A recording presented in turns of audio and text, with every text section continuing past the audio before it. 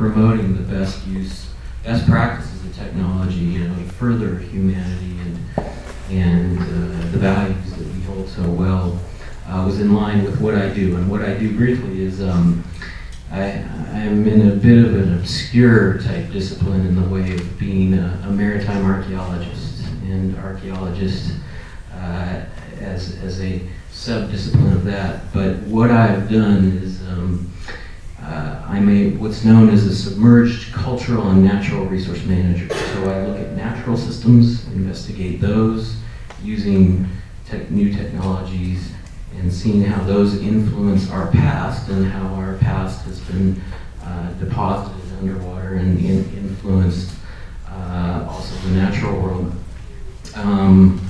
As we look at that timeline, you see developments in technology that are both, stunning, but also and wonderful, but also, give some indications of some dangers that we have coming along ahead.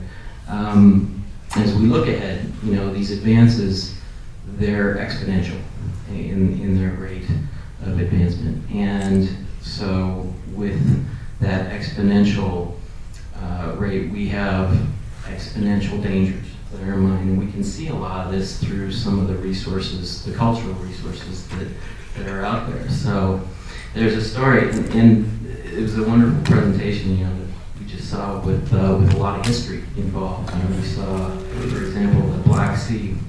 The gentleman who produced that, who's from Odessa, might like to know that I'm with a university that just discovered 40 new shipwrecks in the Black Sea, only through advanced technologies, this advanced multi-beam sonar.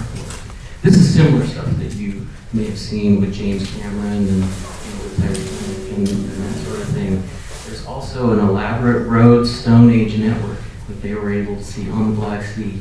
And so it shows like the amazing innovative potential that we have for that. But one of the stories that I think about when I think about what I do is there was a shipwreck known as the Adelaide off the south coast of England. And this had a wide diversity of furs, silks, and of course rum and cognac on board. And it was transporting goods from Australia in the late 1800s to the Dorset coast in England, and it wrecked like 100 yards off, and this is in the middle of the winter, and people rushed.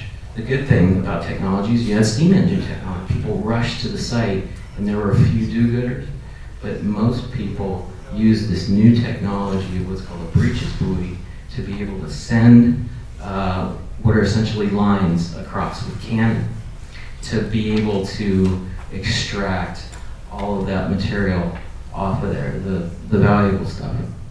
And what ended up happening was, while that technology was intended to save these people from that shipwreck, it ended up being used, as a source of greed, as exploited that way. But there's always consequences to that, because that night, people drank all the rum on the beach and all the cognac, and they died of hypothermia. So, I think that's, that there are these stories that need to be told and need to be appreciated, and that's part of what has gotten me involved with this from an environmental standpoint. So